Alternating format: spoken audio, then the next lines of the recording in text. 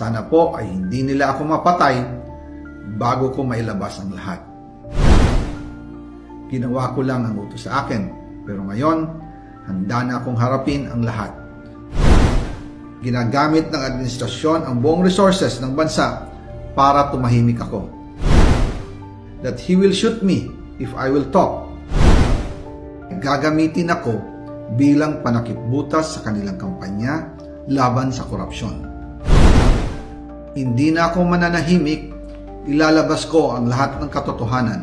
May resibo, may ebidensya, at may pangalan. Again, I informed the Speaker and asked clearance about the instructions ng Pangulo. At ang sabi niya, wala tayong magagawa. Kaya po nagtataka ako kung bakit sinasabi ni Pangulo na hindi niya makilala ang budget.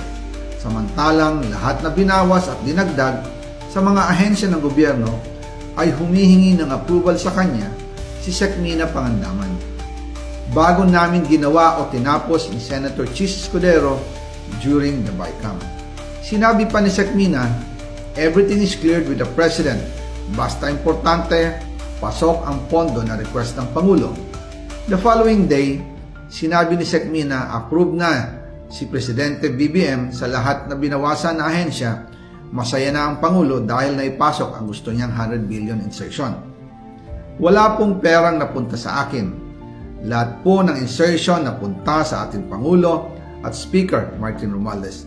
Ako lang at ang aking mga tao, sila Paul Estrada, Mark Tiksay, at ang aking mga security ang nag-deliver papunta sa bahay nila Pangulong Bongbong Marcos at Speaker Martin Romualdez sa North Forbes Park, South Forbes Park, hanggang sa Malacanang.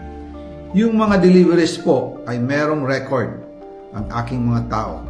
Totoo po yung sinasabi ni Orly Gutesa na nag-deliver siya sa Forbes Park. Totoo din po ang sinasabi ni Orly Gutesa na nag-deliver siya sa Malacanang nung siya ay nasa Senado. Para mapatunayan ang mga litrato na deliveries ay ilalabas ko po together with this video.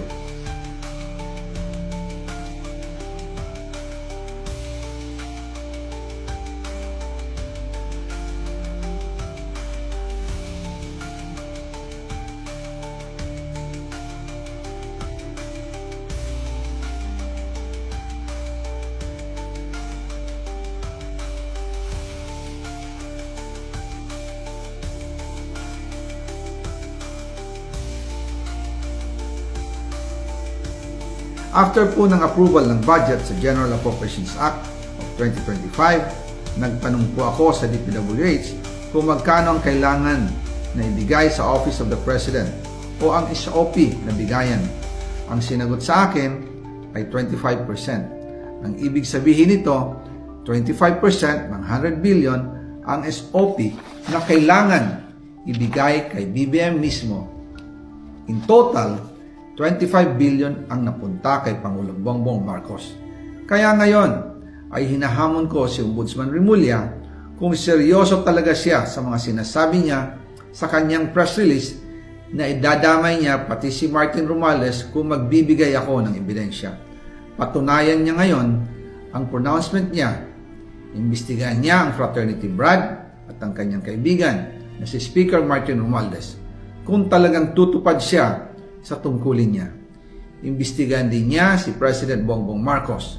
Sabi nga ni BBM ng SONA, let's do it right at mahiya naman kayo, hindi po ba?